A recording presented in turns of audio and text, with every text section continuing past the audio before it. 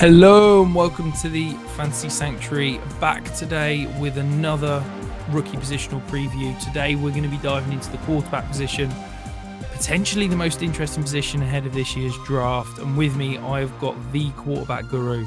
It's my brother. This is the third year on the trot we've done this. Kenny, how you doing? I'm good, thank you. Happy to be back. No, fantastic. I know the people love your thoughts and opinions. So I'm sure they do. we'll dive straight in. I think there's been a lot of talk about who's QB1, who's QB2. We're going to start with the QB1 in ADP at the moment. At the moment, mock drafts seem to think he's going to land with the Panthers at the 101 overall. CJ Stroud, are you a fan, Kenny? Yeah, I am. I wasn't necessarily going into the sort of draft process, but the more I went and the more I watched on him, the more impressed I was. Obviously, I'll lay my cards on the table straight away. So I'm a Georgia fan. I went to Georgia for a semester, so I have some bias there. And obviously, his game against Georgia was exceptional. And I think that made a lot of people more of a believer than maybe they were before.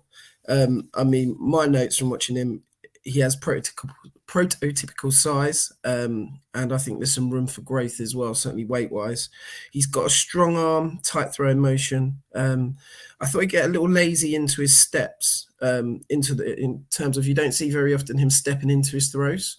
And you didn't very often see him having to throw from a muddy pocket. I mean, potentially he was playing with 2 first-round offensive tackles as well. So, that's probably the reason why. So it's not so much that he can't do it, but you just didn't necessarily see him do it. I thought he moved pretty well in the pocket most of the time, but occasionally he seemed a little leaden-footed. But, again, most of the time it was good. My biggest worry from him really is that he seemed to stare down one receiver a lot of the time. Now, granted, if that one receiver is Marvin Harrison Jr., it must be incredibly tempting because, he looks like next year, I would imagine he will be receiver one by quite some distance. But yeah, so that I don't know how well that's going to translate to the NFL. I think that will be the biggest thing that he'll have to work on. I don't think that he necessarily is as it's not that he can't do these things, it's that you just haven't seen him necessarily do it. And I think that's my biggest. I really like him. I think he's the accuracy, you see it the second you watch him. He's incredibly accurate. I saw somebody said he doesn't he doesn't put the ball in the bucket, he places the ball in the bucket, which I think is perhaps the best description I've heard of him.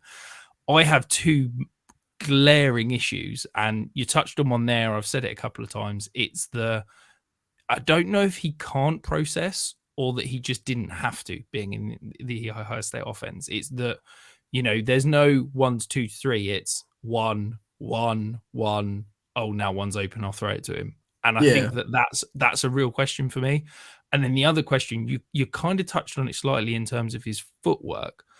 I think now he wasn't under pressure very often, but when he was under pressure, his footwork fell apart completely. And time and time again, we hear that work under pressure isn't really correlate year to year. That's pretty random. It's work in a clean pocket that correlates year to year.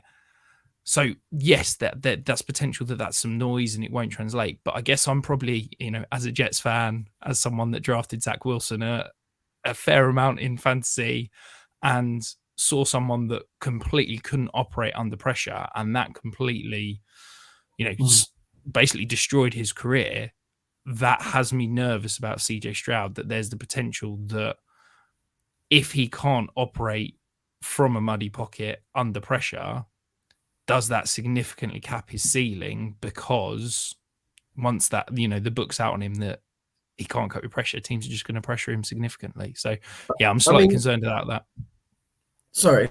I mean, the thing that impresses me with him is the worst game that I saw from that point of view was the Michigan game, where it looked like the pressure got to him and he wasn't stepping into his throws. But if you then go and watch the Georgia tape, he definitely corrected some of that by then. And I think that's sort of the story of his college career, is that there were issues that would arise, and then he would fix it. So I totally agree. There's definitely film out there of some very deep back pedals and some throwing the ball up from the back foot. But I think that he has shown that he can progress. So that's why, for me, he would be my QB1. I mean, I also think it's the same thing with his athleticism, that you saw, the criticism of him coming out was that, he can run, but he doesn't. And then when he needed to in that Georgia game, he did, and he was effective doing it. So, maybe there's something there that I think if we'd have been having this conversation in December, we didn't think was. So, yeah. So for me, he's definitely my one. Not clear, not miles ahead of the other guys, but he's definitely my one. Yeah, I think for me, it's like if you said to me that the quarterback we saw play against Georgia in that national semi-final is the quarterback he's going to be week in, week out in the NFL, then I'd feel so much more confident betting on him to be a reliable fantasy option. But that was so different in terms of the mobility, the Konami code potential, in terms of the rushing potential, his ability to perform outside of structure, his ability to cope under pressure. Like that was it was literally like watching two different players, watching him against Georgia to almost every other game last year. And I think that's what I'm struggling with is, do I buy into that Georgia game, him performing on the biggest stage, that's the real CJ Stroud, or do I buy into what we talking 15 other games that we've seen him play throughout his college career? So yeah, I'm a little bit lower on him. I just would rather bank on some rushing potential. And as I said, I'm probably maybe a little bit take lock in terms of my Zach Wilson fears, projecting them on CJ That's understandable. You're gonna have some, PTSD from that. That makes sense. I mean, I think the other thing that's worth noting when you compare him to some of the other guys in this class is obviously he's only 21 years old. And I think that's significantly in his favor, isn't it? I mean, we're going to come to them later, but there's some much older guys out there. And yeah, like I say, the thing that impresses me is I think there's room for growth. I think out of the top three guys, I won't try to talk too much about the other two in a minute, but I think he has the highest floor. He's the one that I would say out of the three. I don't like to limit ceiling because I don't think anyone can actually talk about that, but he's the one that I would, struggle to see the most totally bombing out within 2 years. Yeah, I guess the other thing that we've not touched on is that turnover-worthy play percentage from PFF. So he's at 3.6% last year. That's not alarming. That's not insane, but that's a little bit higher than some of the other quarterbacks in this class. Are you concerned about that turnover rate, or do you think that's just something that will, be okay at the next level? I think it's one of those things where if it had been I think there was some definite bad processing games in the film. Like Michigan wasn't a great game from his point of view. I think it's something to keep an eye on, but again, it doesn't necessarily scare me off. Yeah. Okay. So we're moving on to my QB1 in the class, the guy that I think if he was 4 inches taller, I think we'd be talking about him being the next generational quarterback, albeit 2 years after the last generational quarterback. Bryce Young, you plug on the tape, it's mind-blowing. He does everything you could want from a college quarterback. You see the ability to produce out of structure, you see the ability to, read defenses, make accurate on-time throws. He's got the arm strength, but he's small. What do you think about Bryce Young? Yeah, I mean, if you just base this on the tape, I mean, he's got a live arm, tight throw motion. He's able to adjust his arm. I love how he holds onto the ball but moves up in the pocket and keeps his eyes downfield. He's really aware. I mean, I don't think there's higher praise, but there was elements of Mahomes with the way that, he seems to just be a football player. He seems to be totally aware of where everyone is on the field, and seems to be able to work out when to get rid of it quick and when to hold on to it. His escapability is excellent. I thought the talent on the offense was significantly less than 2021. And I mean, you know, it always comes back to Georgia, doesn't it? But I mean, you know, he in the SEC championship game, he tore them up. And, you know, I think he lost Jameson Williams, lost John Mechie, but still, you know, looked great on tape when I don't think the talent in the wide receiver room was there. And I think he had to generate a lot more himself. He couldn't rely on, all right, I'm going to throw the screen to Jameson Williams and just let him run past everyone. That maybe he had a little bit more the year before. But the size is a problem. And, you know, to me, he's like a bit of a light switch prospect. It's either going to be really good or it's not going to work. I can't see, you know, I can't see him having, you know, an 8-year career sort of going between QB 20 and QB 14. You know, I think he's either going to be a top 10 guy, you know, an elite guy, or going to struggle. I just can't see him having a mediocre future as an NFL player, you know? Yeah, absolutely. I kind of agree, to be honest. I think that there's some real concerns. Obviously, given the size, we've never really seen somebody with his combination of size at the NFL level. And yes, I know that he measured in similar to Russell Wilson and Kyler Murray, but I think they're very different in terms of athletes to what Bryce Young is. Bryce Young is a good athlete. I think Kyler Murray is a, you know, elite athlete that's got a mind-blowingly strong arm. I don't think Bryce Young's arm is quite there. The one thing, though, that I keep coming back to that I'm really excited about Bryce Young and think people are overlooking is the concern about short quarterbacks time and time again is their ability to see, their ability to complete passes in the short to intermediate parts of the field in the middle of the field. Okay? That's the area that logically you'd struggle. You know, you can see outside, you can push the ball outside, you can push the ball downfield. That's the part you struggle. That's probably Bryce Young's best part of the field to throw the ball. Like, time and time again, he makes some incredible throws in that short to intermediate part over the field. You look at the PFF passing grades, intermediate zone, so that's anything between, I think, 10 to 20 yards downfield, in the center of the field, so between the hashes, he's a 96.1. That's his highest passer rating across any area of the field last year. He averaged 13.2 yards per attempt. That is mind-blowing. I just think that, yes, there are some concerns, but I think he is different. I don't think that he's going to be a player that is going to struggle at the next level. And I really, truly believe that this is a guy that is being slept on for one reason, and it's the height, and I just don't see it being a massive concern.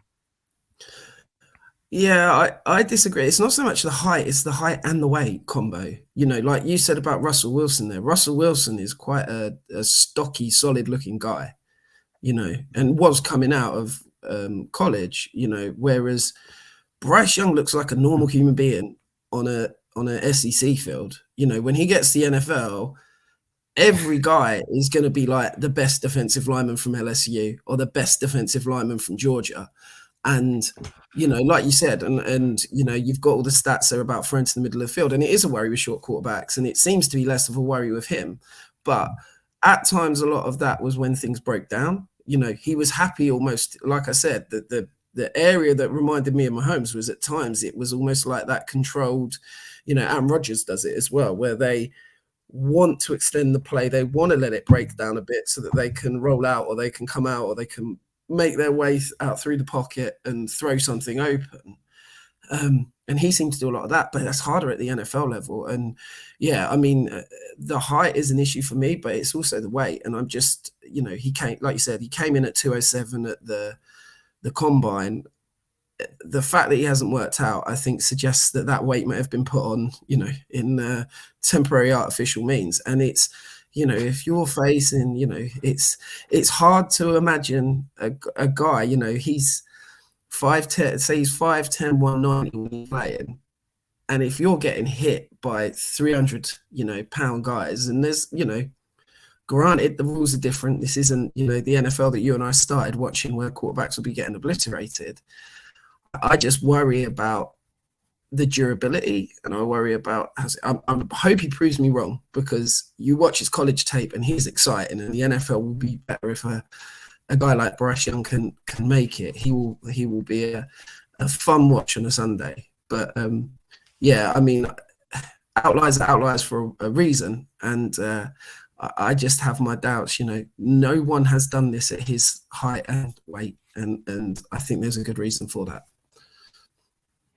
Yeah, I think it's a valid concern. I think, not wanting to keep going back and forth, because I feel like we could have this conversation all evening. But you're concerned about that, or I'm less concerned, and I think that's basically the one question, isn't it? Because I think from an arm talent perspective, from an ability perspective, there's no other questions, is there? He is an elite talent. It's basically is the size going to be able to play at the next level? Is the size going to be a concern? And if the answer is yes, then, as you said, he's going to probably be a bust and probably not succeed.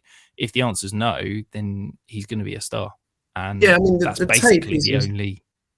Sorry, the tape is as good as Trevor Lawrence and Andrew Luck, and they're the best two guys that, since I've been sort of watching this, that I've seen. So, I from a tape point of view, he's exceptional, but for me, it's risky. It's risky, and I think that's it. Is that I think he like I say, I think he's either going to be, a QB1, top 10, pushing up there in the top 5 kind of guy, or it's not going to work. So that's where I would sit on him. Yeah, absolutely. So before we move on to our next quarterback, guys, we've still got the 500 subscriber giveaway running. We are so close. We are almost in single digit subscribers away from hitting it. If you subscribe now, leave a comment on a video and DM us on Twitter a screenshot of that comment. You will enter the chance to win one of 11 entries to a listener league with £100 cash prize. One subscriber will co-draft an FFPC best ball team with Tom, and 5 will receive a copy of my 2023 rookie guide. So if you're not subscribed, make sure you hit that like, subscribe, leave a comment, and then DF that screenshot, and you will be entered into the giveaway. The QB3, for me, the most interesting tape to watch, Anthony Richardson. I mean, yeah, I'm just going to let you go, because I feel like there's a lot to talk about. Yeah, I mean, you see everything. And that's a good and a bad comment, isn't it? Is that he can make every throw, he can miss every throw, he can have moments where, he shows off his incredible athleticism. He can have moments where he runs down a blind alley and, gives up a big sack out of nothing. It's really hard to sort of to quantify it, really. I mean, the obvious thing is the athleticism pops straight away. Although I did not think that his film showed how athletic he was when he tested the combine. Because I mean, that was otherworldly what he did at the combine. So, I didn't necessarily see that. I really like his throwing motion. His footwork's a little chaotic. I wrote down my notes multiple times, just very raw.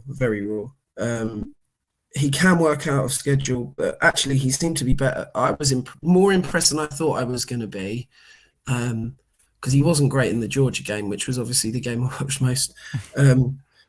But he was better on schedule than he was off, I thought, at times. Yeah, and I just put, it feels like his tape is like the entire QB spectrum. But it really could be, you're going to take out of it what you want to, but at the same time, you can take nothing out of it. Yeah, absolutely. I think for me, I love watching Richardson. I could watch him all day. I think that there's a really interesting dynamic with him in that I feel like he is an athlete playing quarterback position who is trying to play quarterback the correct way, rather than an athlete playing the quarterback position who is going, I'm a better athlete than anyone, so I'm just going to be the athlete and kind of let the quarterback stuff go out the way. I think he, to me, shows the ability to process and make the correct read time and time again. I think that's actually an underrated kind of trait of him. I think his pocket mobility and ability to avoid sacks is incredible. And that's not just an athleticism thing. That's an awareness and a kind of a quarterback skill rather than just being a better athlete than anyone out there. And I think that basically, if you could take him from the waist up, I'm really excited about his throwing mechanics. As you said, his footwork is poor and needs some real work. And you see that at times when you watch the film, because I've never seen a quarterback make the right read and miss a guy by so much so often. It's quite laughable in terms of he'll progress through his reads well, make the right read, see the guy open, throw the ball, and will just miss by 5 yards. And it happens, 4 or 5 times in the last year. And it's just like, I don't get how he can make any throw on the field. And when he's got his footwork correct and his feet are set, his accuracy is good, but it just comes and goes so much. I think that from a fantasy perspective, to me, Anthony Richardson has the highest floor. And I think that this is something that's being misconstrued and misunderstood far too often at the moment. I think that when I'm looking at all of these quarterback prospects coming out, from an NFL perspective, yes, there are so much higher floors from the other prospects. But purely from a fantasy perspective, Anthony Richardson has the highest floor, because the second he is a starting quarterback in the NFL, you can start him in your fantasy team. He is going to have enough rushing potential that he will be a startable quarterback the second he starts in the NFL. You cannot say that for any other quarterback. If Bryce Young gets drafted 101 by the Panthers or CJ Stroud or, even Will Levis, you're probably not starting them week 1 in your league because you want to say, I'll see how they go. That's not the case with Richardson. And because of that, all of these guys are probably going to get drafted in the first round, most of them likely in the top 10. They're going to get given the opportunity. They're going to get given the time to develop. You're probably giving them 2, if not 3 years of starting potential. Richardson is the only player that you're going to be able to start week in, week out for those 2-3 years. So for me, he has the highest floor of anyone. And I think that that's what's being misunderstood and misconstrued, in that, yeah, he's probably got the highest ceiling as well. And if you can say to me that a prospect has got the highest floor and the highest ceiling from a fantasy perspective, then I think he's going too low at QB3. And I think that he could be the steal of this draft. And he is the only player in this entire draft class that I would be okay with taking 101 over Bijan Robinson because of that combination of floor and ceiling. Yeah, I can see that. I mean, I in one of the leagues we're in, I've got the 102, and you look at it, and I've gone backwards and forwards between all 3 guys because, like I say, Bryce Young, you love the tape, but to me, like I said, it's that light switch idea. It's either on or it's off. Richardson, yeah, you're absolutely right. I mean, I can see the idea of the floor play that he's going to come in. My worry with him is that he can come in, and if he gets in with an offense that does, if he ends up with the Colts at 4 and with, Steichen and what he did with Hurts, it would suggest that they could build an offense that, works with that. But at some point you have to be a good enough thrower to stay on the field. And he's got it, but whether he can put it all together is another question. I like Stroud because I feel like he's a floor play, but still with an incredibly high ceiling. I feel like, there might be some of the usual Ricky Graham pains, but yeah, it's that thing of what you say about actually dynasty should be a shorter term view maybe. But I can see that Stroud is going to be, there's value in the fact that I find it really hard to believe that the worst case scenario for him is not that he's a solid QB2 for his entire career. Yeah. That's what I see when I see him. I can see scenarios where Richardson and Young come out better. But the thing is that I think he's still got that ceiling potential with an incredibly high floor. But yeah, I mean, it's what makes it interesting. But I have one thing that I want to quickly add about Richardson, because when I was watching the tape, and I'd heard all the Cam Newton stuff, and Cam Newton was one of the best college quarterbacks, ever. And I thought, I'm going to do this, me, I hear a story, and I thought, right, I'm going to go back and look. So I looked over the last 10 years at the QBs who had 400 yards rushing and top 10 fantasy finishes. And these guys are the guys that did it more than twice in those seasons. So we've got Allen, Hurts, Kyler Murray, Watson, Wilson, Lamar Jackson, and Cam Newton, okay, in the last 10 years. Who's the odd one out there? It's Josh Allen, in that Hurts was a national champion, 80 touchdowns to 20 interceptions. Kyler Murray won the Heisman. Deshaun Watson was a national champion. Russell Wilson, 109 to 30 touchdown to interception.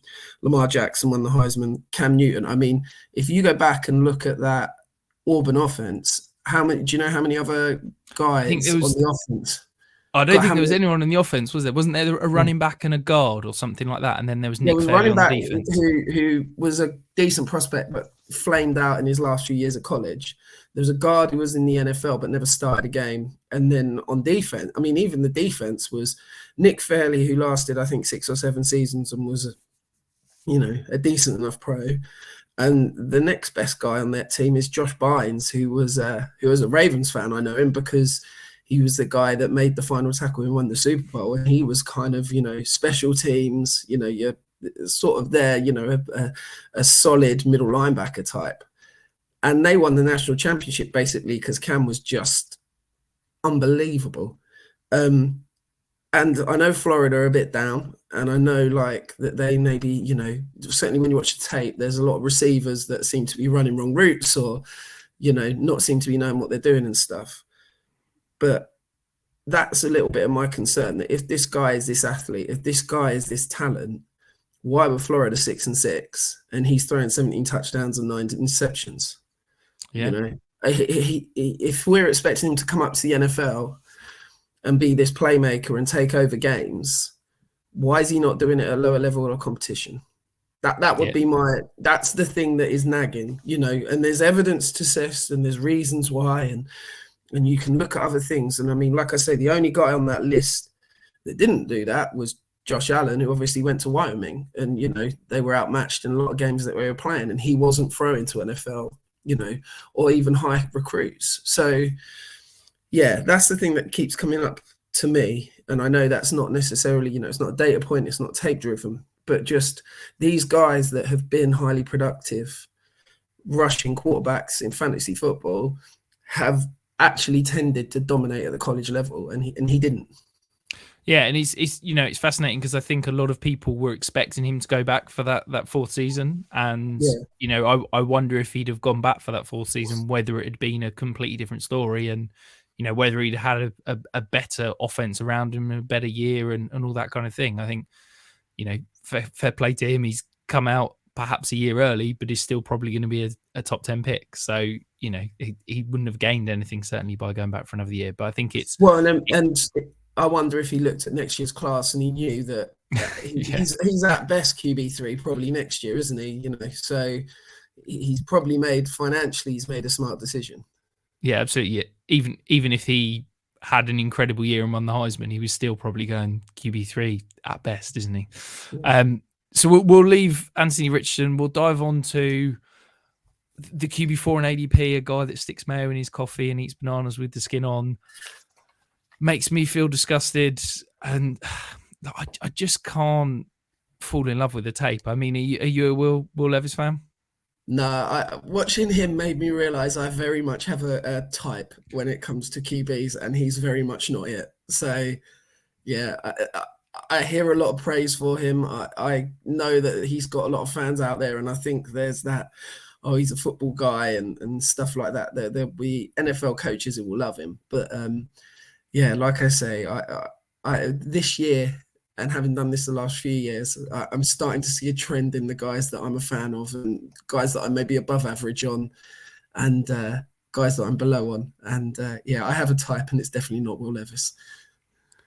What do you make? What do you make of the potential streaks, the potential weaknesses in him then? So first of all, I thought the 21 tape was better than 22, and I know there's talk of him playing injured and stuff, so you always sort of have to put that in there. But he's got a very short throwing motion. He throws a lot from his elbow, and I mean, it's the arm strength is unbelievable. I mean, he really has got an absolute cannon. And again, this is I'm probably aging myself here, Rich, but I just kept seeing Carl Boller when he was throwing it because he had that very sort of similar, it's not, coming back round, and it's not a smooth motion necessarily. But again, a guy who, what his main claim to fame coming out in the draft was that he could kneel on the 50-yard line and throw it over the crossbar. So similar idea there. Mechanics wise, there's a lot of problems in that he sort of pivots more than strides. And it is all arm. He's not using his body a great deal, I don't think, in his throws. So at times he sort of looks like he's fighting himself.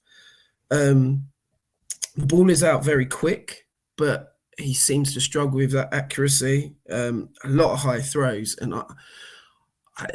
if I was an NFL wide receiver and my team drafted him, I think I'd be taking out an extra insurance policy because he seemed to sell guys out an awful lot, throwing them high into DBs and stuff like that. So I would be worried about that. He's very mechanical. He sort of lacks smoothness in his movements, and I don't know if it's that he's very, textbook in his processing. So it's right. I've been taught. I drop here. I look here. I look here. I do. There was a lack of smoothness and spontaneity in his movements. He looked like a sort of Willing Pounder of a runner. I don't know if it's just that he was a white quarterback wearing number 7, but I saw Taysom Hill when I saw him as a running threat. That was the guy that sprung to mind there. He didn't look like he's going to necessarily run away from guys, and certainly at the NFL level, but he looked like he would be happy to, put his head in there and, not back away from contact. So I really struggled to sort of see, to me, it's a clear 3 than him. And actually the guy that you've got 5, I would have closer to him than I would him to the top 3, if that makes sense. Yeah, absolutely. I think it's really interesting, isn't it, that we've seen over the last probably 2-3 weeks, Anthony Richardson clearly jump over him in terms of NFL ADP, and talk of Will Levis going from, there was talk 2 months ago that he might be the 101, and now it feels like there's talk, will he fall outside the top 10? And now all of a sudden we've started to hear, but in 2022 he was injured and he was playing, you didn't hear any of that 2 months ago. And I wonder credit to him, he probably was playing through a few injuries, but it's like, why have we only heard about this now whilst his draft stock has started to drop and decline? And that always makes me think, okay, who's putting that out there? Is that a case of that's his agents who are just trying to scramble and, retain any form of value that he potentially has? I think for me, I had the biggest concern I had with him coming in was that the arm strength is mind-blowingly impressive, but I never saw him consistently make the right type of throw. And what I mean by that is that if, he's trying to feather the ball behind a corner in front of the safety and drop it in, he wouldn't throw with touch. And if he was throwing to the flat, perhaps trying to get around a defensive lineman, he wouldn't change his arm angle and things like that. And he would do kind of what he felt like, but it wasn't always the right type of throw, and he wouldn't layer things in, and he wouldn't throw with touch when he needed to. And at times when he needed to put the ball in under pressure and kind of laser it in, he wouldn't. And there didn't seem to be a connection between the reads, the brain, and the type of throw. And I thought, okay, that's something that we can learn from. it'll be really interesting to see him at the combine. And then we get to the combine, and everybody's coming out of the combine talking about how incredible he was, how amazing the arm strength was, how he was able to throw from all types of field. But the most concerning thing for me was almost the interview afterwards. They were talking to him, and he's saying about how you get 3 reps at each type of throw when they were doing the drills, and every single time he was trying to do a different throw. And it was like when he's throwing the go route, and it's the first time he's releases it early and tries to float it in. The second time he comes slightly sidearm, and it's like, do you know what? Rather than trying to do every different type of throw, how about you just worry about getting the ball in the right place at the right time? Yeah. Regardless of how you're doing it. And I think that shows to me that he's more concerned about trying to look like he's, trying to do the right thing rather than just doing the right thing. Yeah. And that was really alarming for me. Yeah. I mean, I think you see that in his, it's a really good point. And I think you see it in his game film that he isn't, like you see Bryce Young, and Bryce Young looks like he knows where everybody is, what everybody should be doing. And he's almost playing without thinking because it's so natural to him that the decision making doesn't need him to think about it. Where at times Will Levis looks like all he's doing is thinking, and that it's not natural to him like it is, say, someone like a Bryce Young. I mean, yeah, I absolutely agree that he's like he's completely not got the motion for it, but he's like a baseball pitcher that throws one pitch. He can absolutely ram it in there with a fastball, but what else? Sometimes that needs something else. And, I think it was Nate Tice and Robert Mays were talking about the QBs, and they were saying that one of the concerns with him is that he throws, like I say, he's got slightly funny throw motion, and he throws fairly low ball, fairly hard. I would imagine that if he's going to have to adjust because he's going to see a lot of balls batted down at the line, in the NFL, if he's throwing it hard and low all the time, I think that, there'll be a lot of NFL D linemen that are getting their hands up and batting him down. Yeah, it's very interesting, isn't it? He's 6'4", and there's no talk about his height. Bryce Young's 5'10". I bet you if I'm sure there's someone out there that can track the height at the release point when they throw it.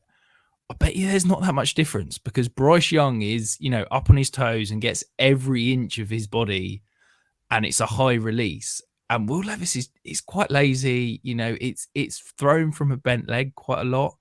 And I just don't think that there's probably much difference. So I think that's a really valid point, that there's probably going to be some batted balls. I feel like we've slated him an awful lot. There is some good stuff to like, and there is, some potential that he could be useful for fantasy. I think any quarterback drafted in the top 10, 15, they should be a first round pick when it comes to your Superflex drafts. And I think there is some stuff to love there, but he's definitely the one of these top 4 that I am most concerned about, and the guy that I'll probably have the least amount of, shall we say. So yeah, I mean, I think, sorry to cut it off, but I think he could benefit from falling, because I don't think he's ready. But I think if he goes somewhere, the 2 places that I could see him fall into and it being good for his career and would actually make me more interested in as a dynasty prospect would be Detroit at the 18 they have, isn't it? And Minnesota at, is it 21 or 22? Yeah, something like that. Yeah. Because he would go there and probably sit for a year. They've both got, QB sort of focused offensive coordinators or head coach who could work with him. Like you said, the bottom half of his body is problematic, but that can be fixed. And I think that would really work. I think the thing that would really possibly make him struggle is if he does end up going 7 to the Raiders and maybe if Jimmy G plays, that could be an option. But I think if he goes anywhere where he's expected to be the guy straight away, or there's a rush, if he's got that top 10 pick, it only needs the QB that, even if he isn't starting, to have a couple of bad games, and there will be pressure to put him in, won't there? So, yeah. I think it's an interesting one, because I think there's probably only 3 landing spots now that are probably start day one, and it's Indianapolis, it's Carolina, and it's Houston. And unfortunately, Baltimore might be on that list. I was about to say you could throw in potentially the Jets, potentially Baltimore, depending on what the hell's happening with quarterback situations there. But as it stands, I think whether he goes to the Raiders, whether he goes, Seattle, Detroit, Minnesota. I mean, there's talk that New England might want a new quarterback. Like, if he goes any of those landing spots, he's sitting for at least a year. So yeah, it's interesting because there's a lot of QB needy teams out there, but there's a lot of teams with bridge options that could allow him to sit for a little bit. Yeah. So let's dive into the QB5. I'll be honest, a month ago, I felt like it was a 4 QB class and we didn't have to talk about him, but the Hendon Hooker hype is on a tear at the moment. We had Daniel Jeremiah put him in a mock draft to the Vikings. There was somebody, I didn't see who wrote it, so apologies. Someone had him going QB as 4th overall to the Indianapolis Colts today. Wow. Hendon Hooker. Are you a fan? Are you a believer? What do you reckon? Yeah, I am. Like I was saying about my type, he is my type apparently. Yeah, I really liked him. He's smooth. That's the thing that I think I like. He's got a smooth throw motion, smooth movement, good athlete, good arm. Yeah, I'm a fan. I haven't got loads to say because I really liked him. Obviously, there's the injury. I mean, the 3 big factors for me that sort of would knock him back, and I still have him as QB5, but the 3 big things that knock me back: 1, the injury; 2, his age is obviously a concern as well, and we've got this funny draft, haven't we, of these 25-year-olds, 26-year-olds coming out. And the offense, Tennessee offense, seemed quite gimmicky. They were great at getting higher, matched up one-on-one with safeties and letting him throw over the top. But I don't think he'll get quite the looks that he was getting there in the NFL. So that would be a concern to me. But I thought he was a really interesting prospect, and I can't see why it's taken so long for him to be talked about personally. Yeah, I think there's a lot of talent there. My biggest question, well, I've got 3 big questions, really. The first one is, I just don't know what to make of the offense. I don't know how much he had to read. I don't know how much you can kind of translate that offense to the NFL. It's an incredible offense, and, it was hugely successful for college. But I don't know how much I can actually take from him producing in that offense and go, yeah, I can translate that to the NFL, because it's just like nothing else, is it? There's the age, he's potentially going to be 26 before he starts in the NFL. Now, if you're taking a guy that's not the finished article, has got some potential room for improvement, got some flaws, and you're saying he's 26 already, like, that's, I think I heard today he's 18 months older than Jalen Hurts. Like, that's mind blowing. Yeah. This reminds me, what was it? Was it Brock Osweiler who was 20? Oh no, it was Brandon Weeden, wasn't it? Who went to the Browns, who was like 28, 29 because he played baseball. Like, when that happened, everybody looked back and was like, yeah, that was really stupid that we drafted someone that old in the first round and expected them to develop. And it's like, are we going to do this again with Hendon Hooker? He's been fantastic the last 18 months, 2 years with Tennessee, but he's also a 23, 24-year-old playing against 18-year-olds. Yeah. Like, are we taking all of that into account? And then there's the injury. It sounds really brutal and it sounds really harsh, but he probably isn't going to play this year. Can he afford to wait to be a year older, to develop, to get healthy before he can start? And I just don't know. I know there's a lot of hype. I know that there's, Daniel Jeremiah seems to be in love with him and talk him up at any opportunity, but I just don't know if I can see a world where a team is going, yeah, we're going to draft this guy to be our project, to be the guy we develop. And by the time he gets to the end of his rookie contract, he's going to be 31. Like, so yeah, from a fantasy perspective, if he gets that opportunity to start, I really like it, because there's some good mobility there, the arm strength's there, there's, the ability to push the ball down the field. There's a lot to like, but it's that injury age concern that is just screaming at me right now, and I don't know if I can get past it. I mean, I think you're absolutely right about the offense, and I think it gave him some easy throws and some easy looks. But I think if you look, like, if you think of it from a dynasty point of view, if you're sitting in a later first round pick, and I mean, I think this draft is the weakest that I can remember in a long time, which doesn't mean that there won't be good players in it, but I've not got a lot of faith in it at the moment. And I think the super seniors has stilted it, not only because we've got a load of 25-year-olds and 26-year-olds that are coming out this year, but also that they've eaten up the reps from a lot of the younger guys because they're better players because they're 3 years older. So we've got a lot of normal, true freshmen and not freshmen, sophomores and juniors who maybe haven't had the opportunities they would have had because they were behind a guy that was 3 years older. So he was obviously better at that moment.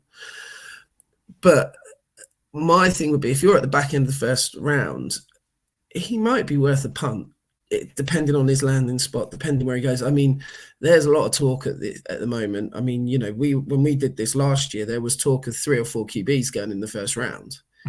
So, and I don't think either of us particularly, I mean, as much as we just talked sort of badly about Will Levis, to me, he was clearly head and shoulders ahead of Kenny Pickett as a prospect. So, I think it's an interesting one on that, because I think that, let's be honest, okay, a lot of the draft machine, a lot of mock drafts and things like that are built to get clicks. And what's the one position that people care about? Quarterbacks. Yeah. And, I've heard more people talk about the Daniel Jeremiah mock draft where it had Hendon Hooker in the first round than any other mock draft I think I've ever heard. Yeah. And I think that I do wonder if we're starting to see this where quarterbacks get talked about and get hyped up, and it's, will there be 4? Will there be 5? And like we did last year. And actually the answer is it's probably going to be less than we think, because the quarterbacks are there to sell those clicks, to get the eyeballs. But actually the NFL are a lot smarter than perhaps the mock drafts are making it look. Yeah. And the thing is that nobody remembers a mock draft come draft day anyway. I mean, they all disappear offline anyway, don't they? But nobody remembers the third mock draft when you're doing 5 anyway. Yeah, exactly. So it's an easy thing to do, like you say, to get some clicks and get some attention and get people talking. And I think he's a really good prospect. So I wouldn't want to say that, I think if he hadn't had the injury, I think we would definitely be talking about him as a, pretty solid first round guy. But yeah, like I say, if I was sitting at the back end of the first round, he might be one that I'm, if the receivers that I like have gone, he might be a guy that I might be willing to have a punt on, or certainly early in the second. Yeah, if he gets that draft capital in the NFL, I always say any NFL first round quarterback should be a first round pick in Superflex drafts. So yeah, I would find it hard to disagree with that. Before we dive into kind of summing up and giving us our rankings, whilst you're here, guys, make sure you're giving us a like and a subscribe. Kenny, this was your kind of negotiation to come on. I had to give you an opportunity to talk about Stetson Bennett. We've talked about the Big 5. Is there anyone out of the rest that you want to talk about? Anyone that you think is the best of the rest? Yes, obviously. Yeah. No. Yeah, I'm going to be completely biased, of course. I Stetson Bennett, 2 national championships, so we've got to be nice about him. But my only thing with him is he is the guy that has been all the way through, not wanted, discarded. I mean, he was literally cut at Georgia and had to go to junior college and then came back. And he's the kind of guy, if I think he's going to go later than people think he is. On the sleeper mock draft, he seems to be coming out a lot in the third round, but I think they're possibly viewing him getting picked higher than the NFL will pick him. And I would think if you're looking at the back end of the third, in the fourth, he's a guy that I would take a punt on, just because I think he's got that moxie. And I think, we every now and then there's NFL QBs who become fantasy relevant because they're smart and they find a way to be able to move the ball. I mean, you saw someone last year in Brock Purdy. I mean, could Stetson Bennett have that? He's got a pretty all right arm, and like I say, he seems to be able to do it. So I'm going to talk up my guy, and if he's there, certainly in any picks I have in third or fourth, he'll definitely be in consideration. Yeah, I think, look, there's a guy, when you win 2 national titles, and yes, there's some incredible talent on that Georgia team, but yeah, I think he's got something, hasn't he? And let's be honest, if he grew a tash and had long hair, he'd be an awful lot better quarterback than Gardner Minshew, and people seem to be convinced that Gardner Minshew is going to start and be a superstar again for fantasy. So yeah, And maybe that's the route he needs to go. And to be fair to him, look at all the recruits. He beat out JT Daniels, he beat out Jamie Newman after he transferred. There were guys that were there that they didn't want to give him the job, and he kept on winning. And I could just see him hanging around. And then, I'm not saying he's going to be starting as a rookie, but you could just see him hanging around, and he could have some sort of career. Equally, you could see him doing the Aaron Murray and being out of the league within a year, and he's working on TV or he's selling insurance or something like that. So yeah, but I'm gonna stand by my guy. Yeah, and the other two guys we've got on there, Jaron Hall, I think it's hilarious because I think he's massively been affected by what's happened to Zach Wilson in the last year. I think he's got a lot of the same flaws in terms of, I don't think he can process pressure, and I think he was buoyed by basically playing behind that offensive line of fully grown men.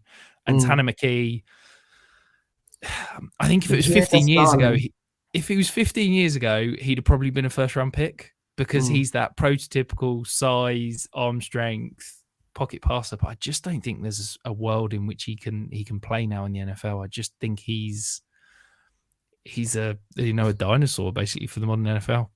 Yeah, no, it'll be interesting. I don't see either. Well, I'm intrigued to see where they both get picked first of all. But again, I think all the guys you've got up there are late round stashes at best. The Tanner McKee on the PFF mock draft. It's ridiculous, isn't it? Is like going, high second, and good luck any team that takes him there. But yeah, I would be amazed if he was a day 2 pick personally, but you never know. Yeah, completely. So we'll come to our final rankings. So Kenny, as you're the guest, I'll let you go first. Talk us through your top 5. Yeah, so I have Stroud 1. I think I touched upon it earlier just because to me, I think there's value in the Superflex League that he will be, I can't see him being any worse than the number 2. The other 2, I really like Bryce Young. I think he's a brilliant player, and I hope it works out for him. But I think there's it's either going to be elite or boom or bust, isn't it? Anthony Richardson, the athleticism is exceptional, and there's all the raw talent there. Like I said, my biggest thing is I just can't. I struggle at times to see how he's going to translate that to dominating in the NFL when he didn't dominate in college. Will Levis, we talked about. I'm probably going to be lower on because he's just not my type of QB. And Hendon Hooker, I'm probably going to be a little bit higher on than most because he is my type of QB. So yeah, that's how I feel. Perfect. And then for me, obviously Bryce Young, he's my 102 in Superflex drafts. I really like him. Anthony Richardson, I think, I've said the floor's there, the ceiling's there. I'm really excited about him. If he gets elite draft capital, elite landing spot, he could easily jump up to be my 101 in all formats. CJ Stroud, I like, but I have got a couple of concerns. There is a tier break after CJ Stroud to Will Levis, and then there is a big tier break to Hendon Hooker because I just don't see him being a plug and play reliable starter in terms of the NFL or your fantasy options. But that sums us up for the quarterback positional preview. Thank you very much, Kenny, for joining us again. It's always a delight to get you on and talk through some quarterback prospects with you. We'll be back over the coming days and weeks. We've got running back previews, we've got tight end previews, and we've got a sleeper show. So make sure you liked, make sure you're subscribed, and we'll be back very soon.